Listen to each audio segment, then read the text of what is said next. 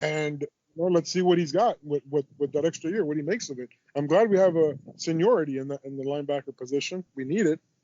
We also, I feel like we needed a change of linebacker position. I'm glad that we're going to get some new blood in there, and we can make something out of that as well. And that's definitely another one of the names. Navon Donaldson is another name that I think that absolutely has to be stepped up this year. Yeah. So, I mean, those are three big names, I believe, right there. I think the Gregory Russos are going to show up of the world. The I forgot his name, the Temple transfer. What was his name? Yeah. Yes. I think that these guys are going to show up no matter what. I think that they're anxious to go out there and do what they have to do. But a lot of guys that I'm expecting from are probably be those three names. I love it, man. So, sorry, I'm blank here. My phone's been blowing up.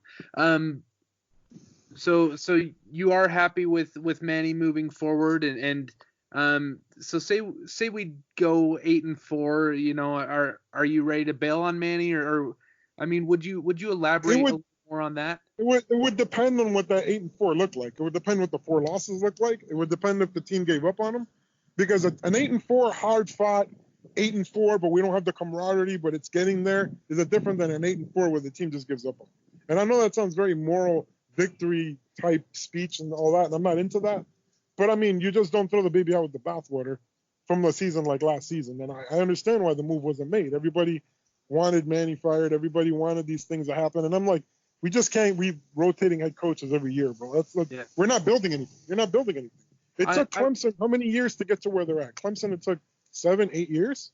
Yeah. With so. I mean, for a long time, Clemsoning was a thing, like the blowing big games or, not living up to expectations. That was Clemsoning. And now Clemsoning is being the best program in the country. So, I mean, you're right. It takes time and patience with a head coach that just has a good feel for the program. And what you said about how it looks and giving up on the program, I noticed that our teams have really had a propensity for that. We tend to go on losing streaks. Rather than dropping a game here or there, we'll lose to FSU, and then we always drop 2 or 3 games right after.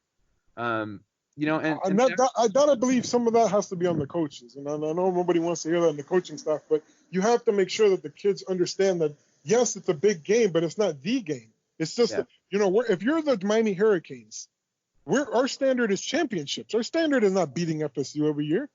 That should be what I go without saying. Our standard is championships here. Yeah. So FSU is another game on the way there. And don't get caught up in the bright lights, because I've seen a lot of players, sometimes they might tweet out like, oh, I'm a little nervous about tomorrow, or I got butterflies. No, it shouldn't be that. Butterflies, no. Go out there and kill everybody. And I don't mean that obviously literally, but go out there and have the game of your life on a stage like FSU, because really the standard is championships. And everyone's going to be like, well, you're one of these old school fans that they got spoiled by watching the 2001 team and the 91 team. And listen, I understand that. I understand the national championships are very rare. But right now, and I don't even want to sound like I'm settling. Right now, what I want to see is at least a Miami Hurricanes team ready to compete on that stage again. And we're not there. I'm with you, man. I just want to see some fight. I want to see us lose a game this year and then come back the next week and just grind out a tough loss. Or, I mean, a tough win. Sorry. You know what I'm saying? I'm tired of those losing streaks. If we lose to FSU this year, which is not going to happen because we're not pansies like they are, but if say we do lose a rivalry game, like I want to see us come back the next week and just obliterate whoever we play. I'm tired of this, letting one game turn into a 3-game losing streak. It's bush league, and it shouldn't be Miami. It's not a Miami standard. And that's why you got a lot of guys like, I love BetterDuck, but that's why you have people like BetterDuck who remind people that what you're seeing now would never be acceptable in the realm of what Miami was in the 90s and the 80s. Yeah. And that's what I think BetterDuck's message is. Everybody has a little BetterDuck in him. I know this guy is the most hated guy on Twitter or whatever, and I get how he can get on people's nerves, but he's a reminder I know a lot of people that act just like that when it comes down to Miami, and they're not wrong. They're not wrong. Well, and Jordan and I, we love Duck. He's been on the podcast. I've always loved Duck just because he's honest. He's an honest, like he's brutally honest, but like he's just telling you how it is, like, and what the state of the program is. And, you know, when some people don't want to look at what the reality is, I mean, you have to realize that you have literally hit rock bottom going 6-7, losing to FIU, Duke, Louisiana Tech, Georgia Tech at home. Like, you have to realize where you are, like, let's think about this. What do you think would have happened if Al Blades Sr., Nate Webster, some of these guys, these teams would have lost FIU and they have to answer to these guys? You think these guys would have? I don't even think they would. It wouldn't have been acceptable under their watch, because that's not something that's acceptable from the time we came in 79, 80, and we changed the face of college football. Something like that has never been acceptable. Yeah. So that's BetterDuck's message is that's not acceptable. It shouldn't be acceptable. Yeah, and he's right. And I get that. Duck's message is one thing summed up. Medicine doesn't taste good. It does, and that's supposed to taste good. It doesn't taste good. I get that. You know, sometimes I get that he's, you know, beating a horse into ashes and beyond. But every fan that I know that's from the old school, it has a little better duck in him, or is a better duck. So.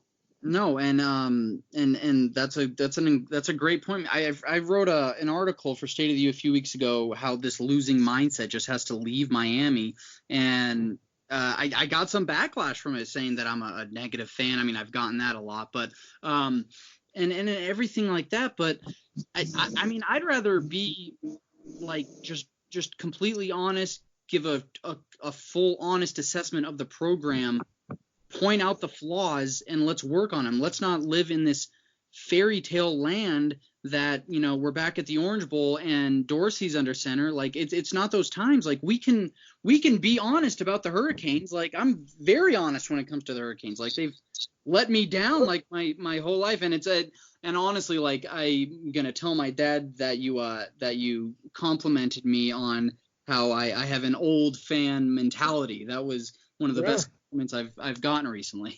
You have to be able to remove yourself from your bias. If you love your team, you have to understand that. And I'm not saying to go out there and fire everybody. And there was a time where we almost didn't see the change I was looking for. And I was saying, you know what, it might be time to go ahead and hit that button, because there's no way we can go through another year of what we just saw without any changes. Because then that wouldn't be fair. That wouldn't be fair to the fans. So yeah, I did call on for some firings. I did call on for that, and I said let things change. And guess what? They responded and then, like I said, this is not popular, but to Blake James' credit, they brought on board Ed Reed. They brought on board the number 2 safety in the entire United States. We got Derek King. The changes were made. Now they have to be able to translate into wins, and that's one of the main things I've expressed this upcoming season. It has to translate. It absolutely has to translate. Yeah, James, I really liked what you said about the accountability and, you know, having some of these old school Canes and you know, like guys like Ed Reed and Al Blades, you know, holding people accountable. I mean, just imagine for a second losing to FIU, knowing that, I mean, I'm going to throw him under the bus again, knowing that Jaron Williams was out past curfew, and then he goes to the media and says we went through the motions and we have the worst loss in program history.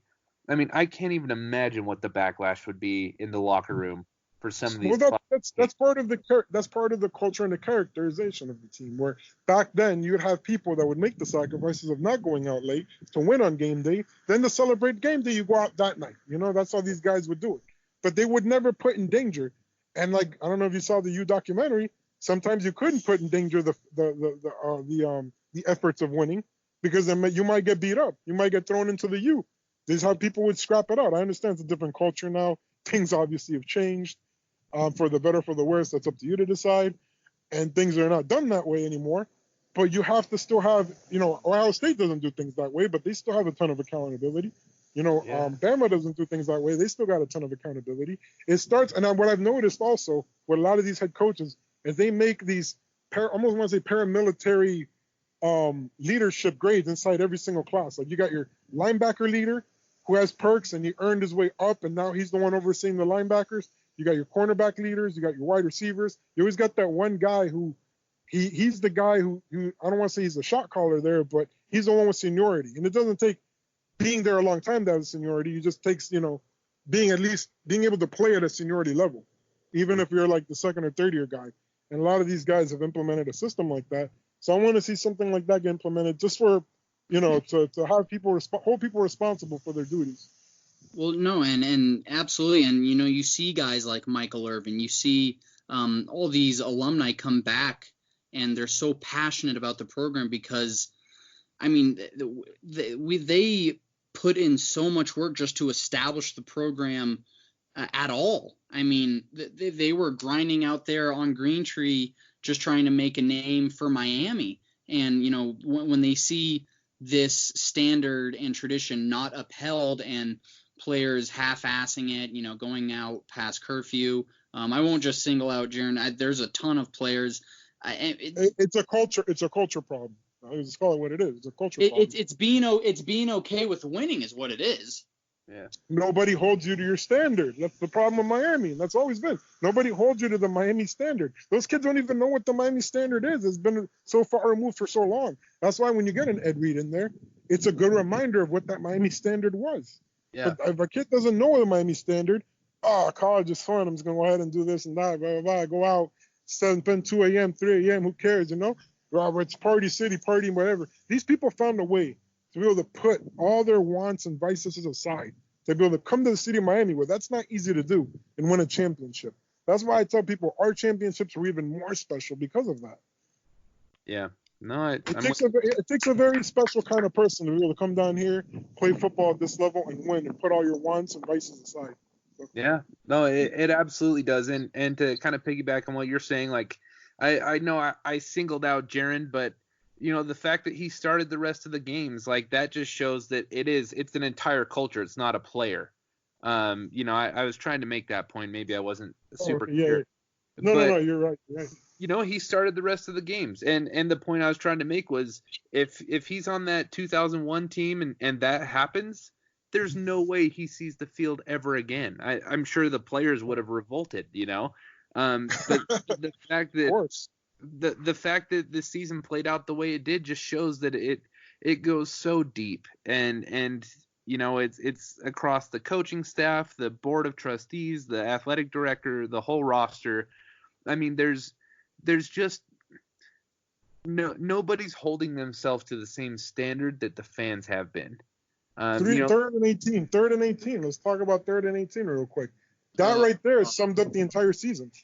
Oh, God. I mean, bro, is there a better way to sum up what we saw last year than the 3rd and 18 play? Yeah. No, it's exactly. If we make that stop and win in Chapel Hill, I mean, Dan Eno still might be our offensive coordinator. Oh my God, 3rd and 18, bro. And what sucks? I think I tweeted. Everyone called me a jinx. I'm like, I know how this ends, man. This college football. We haven't been playing that well. That's how I view football now, just because I've been tormented. But James, thank you so much for coming on, brother. You are welcome anytime on the show. Looking forward to linking up with you down in Hollywood next month, right? All right, yeah, man. I'm looking forward to some podcast gear, man. Some Fours Up podcast gear. So hopefully you launch the store soon. Hell yeah. And my dad also says hello, James. So wanted to. Awesome, man. You guys take care. Stay safe out there and be blessed for sure. Hey, thanks, James. It's good having you on, brother. All love. Anytime. Go Canes. Later. Go Canes. All right, that's awesome, man. I'm gonna make a very bold, and I've said this all probably like 10 to 15 times. This is probably my favorite episode yet. Yeah, dude. This has been a good episode. And sorry I drew a blank earlier. I think I've gotten probably 130 text messages since we started recording an hour ago. So it's man. I don't know what's going on. No, yeah, dude, we need to have James on again. Dude, I can't wait for you to meet him. He's one of my favorite people when it comes to Canes fans. And dude, let's send him that invite to Villa Rose when we go. Bro, absolutely. Hell yes, we are. But yeah, I'm just having fun right now. Like, this is just awesome. Hey, so let's so we got our next guest coming up, but let's take a break for real quick and eat some dinner, and then when our guest is ready, we can we'll jump back on and start again.